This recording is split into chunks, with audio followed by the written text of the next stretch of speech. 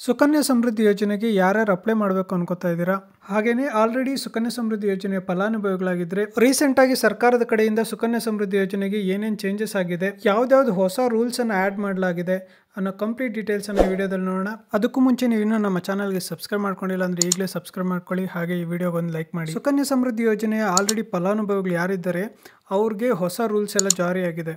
So ಈ ಹೊಸ ನಿಯಮದ ಪ್ರಕಾರ ಸುಕನ್ಯಾ ಸಮೃದ್ಧಿ ಯೋಜನೆಯ ಯಾರಾದರೂ ಫಲಾನುಭವಿಗಳು ಯಾರು ಇರ್ತಾರೆ, ಅವರು ಪೇರೆಂಟ್ಸ್ ಯಾರಾದರೂ ಇದ್ದರೆ, ಅಂದರೆ ಕಾನೂನುಬದ್ಧವಲ್ಲದ ಪೇರೆಂಟ್ಸ್ ಯಾರು ಇರ್ತಾರೆ, ಫಾರ್ ಎಕ್ಸಾಂಪಲ್ ಪೇರೆಂಟ್ಸ್ ಅಲ್ಲದೇನೆ ಈಗ ಅಜ್ಜ ಅಜ್ಜಿ ಅಥವಾ ಯಾರಾದರೂ ಗಾರ್ಡಿಯನ್ ಹೆಸರಲ್ಲಿ ಏನಾದರೂ ಆ ಅಕೌಂಟ್ನ ಓಪನ್ ಮಾಡಿದರೆ ಅಂಥವರು ಆ ಸುಕನ್ಯಾ ಸಮೃದ್ಧಿ ಯೋಜನೆಯ ಅಕೌಂಟನ್ನು ನಿಜವಾದ ತಂದೆ ತಾಯಿ ಯಾರು ಇರ್ತಾರೆ, ಅಂದರೆ ಪೇರೆಂಟ್ಸ್ ಯಾರು ಇರ್ತಾರೆ ಅವರ ಹೆಸರಿಗೆ ಆ ಅಕೌಂಟನ್ನು ಟ್ರಾನ್ಸ್ಫರ್ ಮಾಡಬೇಕಾಗುತ್ತೆ. ಹಾಗೆಯೇ ಈ ಯೋಜನೆಯ ಕಾನೂನು ನಿಯಮಗಳು ಏನಿದೆ ಅದನ್ನು ಉಲ್ಲಂಘನೆ ಮಾಡಿ ಎರಡಕ್ಕಿಂತ ಹೆಚ್ಚು ಅಕೌಂಟ್ಸನ್ನು ಏನಾದರೂ ಓಪನ್ ಮಾಡಿದರೆ ಆ ರೀತಿಯ ಹೆಚ್ಚುವರಿ ಖಾತೆಗಳನ್ನು ಕ್ಲೋಸ್ ಮಾಡಲಾಗುತ್ತೆ. ಸೊ ಸುಕನ್ಯಾ ಸಮೃದ್ಧಿ ಯೋಜನೆಯ ಪ್ರಕಾರ ಸರ್ಕಾರದಿಂದ ನೀಡ್ತಾ ಇರುವಂತಹ ಬಡ್ಡಿ ದರ ಬಂದ್ಬಿಟ್ಟು 8.2% ಇರೋದ್ರಿಂದ ಹೆಣ್ಣು ಮಕ್ಕಳ ಪೋಷಕರು ಯಾರಿರ್ತಾರೆ, ತಂದೆ ತಾಯಿ, ಅವರು ಸುಕನ್ಯಾ ಸಮೃದ್ಧಿ ಯೋಜನೆಯ ಖಾತೆಯನ್ನು ಓಪನ್ ಮಾಡಿ ಅದರಲ್ಲಿ 48,000 ಅಷ್ಟು ಠೇವಣಿ ಮಾಡಿದ್ರೆ ಸಾಕು. ಸೊ ಅವ್ರಿಗೆ ಕೊನೆಗೆ 14 ಲಕ್ಷದಷ್ಟು ಬಡ್ಡಿನೇ ಅವರ ಅಕೌಂಟ್ಗೆ ಜಮಾ ಆಗುತ್ತೆ.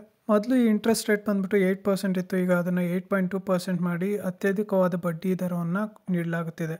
ಈ ಯೋಜನೆಗೆ ಫಲಾನುಭವಿಗಳಾಗಬೇಕಾದ್ರೆ ಹೆಣ್ಮಕ್ಳಿಗೆ 10 ವರ್ಷಕ್ಕಿಂತ ಒಳಗಡೆ ಏಜ್ ಇರಬೇಕು.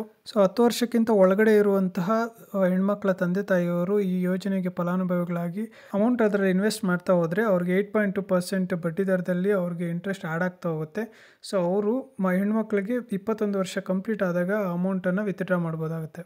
ಅಥವಾ ಹೆಣ್ಣು ಮಗುಗೆ 18 ವರ್ಷ ಕಂಪ್ಲೀಟ್ ಆದಾಗ ಅವರ ವಿದ್ಯಾಭ್ಯಾಸಕ್ಕಾಗಲಿ ಅಥವಾ ಮದುವೆಗೆ ಅಂತೇಳ್ಬಿಟ್ಟು ಆ ಅಕೌಂಟಿಂದ ದುಡ್ಡನ್ನ ತೆಗಿಬೋದು. ಸೊ ಪ್ರತಿ ತಿಂಗಳು ಈ ಅಕೌಂಟ್ಗೆ ನೀವು 4,000ದಷ್ಟು ಹೂಡಿಕೆ ಮಾಡ್ತಾ ಹೋದರೆ 14 ಲಕ್ಷದಷ್ಟು ಬಡ್ಡಿವರೆಗೂ ನೀವು ಪಡಿಬೋದು. ಈ ರೀತಿಯ ಇನ್ಫಾರ್ಮೇಟಿವ್ ವೀಡಿಯೋಸ್ಗೋಸ್ಕರ ಕ್ರಂಚಿಕಟಲ್ ಯೂಟ್ಯೂಬ್ ಚಾನಲ್ಗೆ ಸಬ್ಸ್ಕ್ರೈಬ್ ಮಾಡ್ಕೊಳ್ಳಿ, ಹಾಗೆ ಈ ವಿಡಿಯೋಗೊಂದು ಲೈಕ್ ಮಾಡ್ತಾ ಹೋಗಿ.